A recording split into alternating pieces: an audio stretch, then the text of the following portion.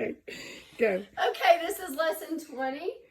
Remember, in Ben's story, we have found out that he has left the hospital, and we are inferring where he went on the bus, but we're still not sure where, but we know he got where he was going. So it says on page 264, the street was a riot of cars and flashing signs and people. Buildings climbed toward the sky on either side of the street, the way the trees back home surrounded Ben's house. Dirty cars and yellow taxis paraded by. Smells he couldn't place bombarded him. From the sidewalks, newspapers flashed headlines like heat wave, murder, scandal, and kidnapping. Spray-painted words covered broken windows. Rows of movie theaters advised films he'd never heard of and didn't want to see. Ben looked around in astonishment. Taking in all the colors and smells and movements, he felt like he'd fallen over the edge of a waterfall. He was sure he'd never seen this many people in his entire life on Gunflint Lake. Everyone, everywhere, seemed to be a different color, as if the color of his social studies textbook had come to life around him. A man in tattered army jacket and battered pants lay along the curb, propped up on an elbow, his eyes closed. A little dog with skinny legs was between his feet. Beside them was a tin can with a few coins in it. Ben reached into his pocket, bent down, and added all of his change. The city seemed to swirl and explode around them, and even though Ben was sure it had been the loudest place on earth, the man and his dog slept through it. Ben tried to imagine the honking, screaming, screeching soundtrack, but to him it unfolded noiselessly, like a scary movie with the sound turned off. All he could hear in his mind was David Bowie singing about Major Tom. Shoelaces and buttons and tiny rocks gathered in the cracks of the sidewalks. When Ben bent over to pick up a little souvenir for his museum box, a woman with tiny shorts and giant hairdo rolled by on skates and accidentally knocked him over. After he got awkwardly back to his feet, Ben pocketed the pebble he was grasping in his hand and walked to the hot dog cart on the corner of 42nd Street and 8th Avenue. He had no more change, so he set down his suitcase between his legs and pulled out the cash from his back pocket. And as he stood there counting the bills, a hand darted out from behind him. So remember the connection between the two stories? It said the hand darted out from behind him, and here we see a picture of Lillian Mayhew grabbing Rose. Now she looks angry, she looks scared, and he also looks like he's a little nervous about what Lillian might do to the girl. So she has grabbed her hand. It's likely that she knocked something over and made some huge clatter, and that would have been what had gotten Lillian's attention. But as we turn the page, we see Rose. It looks like she's running down the stairs, but if you look closely, she is being pulled by Lillian Mayhew at a very quick pace. They are in Lillian Mayhew's dressing room, and Lillian is in her face. Look, her hand is on her shoulder, and she is scared. Now, Lillian is talking to her, it looks like, because her mouth is open. But remember that Rose can't hear. Do you think that Lillian knows that Rose can't hear if she's talking to her? Now what is she doing? It looks like she's got a pen in her hand and she's writing a note. Now look at her face. She's done took her hair off. And when the hair comes off, you know it's a big deal. You can see how angry her face is. Now I want you to notice the things around here. The bouquet of roses, Lillian, I love you. Love, Percy. So this is her new guy. There's a picture of him, remember, with a similar haircut we talked about earlier, the butt cut. She wrote a note, says, "What are you doing here? What are you doing here?" There are many reasons why she would ask that question. What are you doing here? Now, if she was a complete stranger, she would be asking her, what are you doing here?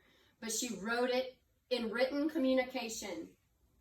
I wonder how she figured out that Rose couldn't hear. So you see a picture of Rose writing back to Lillian. And she says, "I miss you, Mama." Ooh. Lillian is not somebody she looks up to for no reason. Lillian is her mom. Didn't guess that one. Can you imagine? Now let's put some pieces together. Remember we talked about this being the 20s and Rose living in that giant house. They had to be wealthy people. And if Lillian was married to her father, he must have been the doctor that we read about, that she dumped for the younger actor. So, Lillian's dad, or Rose's dad, used to be married to Lillian, which gives you a good indication of why he's so angry. Remember, we talked about they don't have a good relationship, Rose and her dad, because of the way he treated her in the one kind of scene that we saw him in, reading his newspaper, not interacting with Rose at breakfast, and then just immediately pointing up to her room, like, I'm not even going to deal with you. Go to your room. Now he was angry, and now we know where kind of probably his anger comes from. She left him for a younger actor. Look at her face. What do her eyes tell you? She looks like she might be crying. Like, even though this is a black and white picture, I can tell that her eyes are glossed over, and she's got a serious look on her face. This is not something she did for fun. This is something that she did because she probably needs that relationship. Think about it. She lives by herself. Her dad doesn't really have anything to do with her. And her mom is an actress and she's very busy in New York. And so Rose here probably only just wants somebody in her life to care about her. So Lillian writes back, I am working. I said I would visit next month. You know you aren't allowed out. So think about this. Think about if you were Rose, how would you feel? How do you think Rose feels, her mom writing this? Mom, I missed you. And all she said was, I told you I'd visit next month. You know you're not allowed out here. What are you doing? Probably her heart's broken right now. Even her mom doesn't really care much about her. Her mom is way too busy for her, and that's a sad thing. So Rose writes, please don't make me go back. She's really fighting a hard time right now. We've discussed this enough. It is too dangerous for a deaf girl to be outside alone. You could be hit by a car or kidnapped. Now, this does show me that her mom cares about her, at least enough that she wants to protect her from being outside by herself in New York, because New York is a very busy place. I mean, the cars that go along, the people that are out, I'm telling you, there's millions of people who live in Manhattan, and you cannot be a kid out there alone on the streets, let alone a deaf kid. And so I do know that her mom cares for her, but I think maybe it's just that Rose is not her first priority in life. It's her acting career.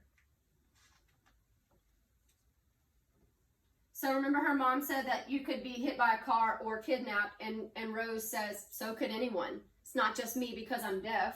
This could happen to anybody. And Lillian says, I have to get back to work. I will get someone to take you home. And you can see here, she's got her hair back on. We're calming down. And she is locking Rose in her dressing room. And we see a picture here of Rose knocking on the door. She just wants out.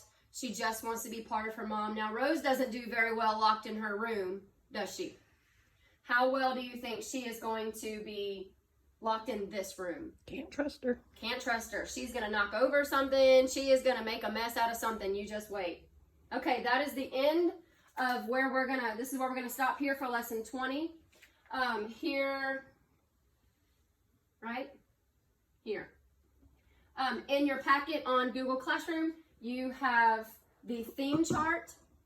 And these are the things where I told you the page number and then what was happening on that page. I just want you to add page 274 to 291, the notes between Lillian and Rose. Now, Miss Shirley has written on your packet already this information. I need you to fill out the challenge. What was the challenge between the girls and the notes? How does Rose respond? What is the point the author is trying to make? So as you fill that out,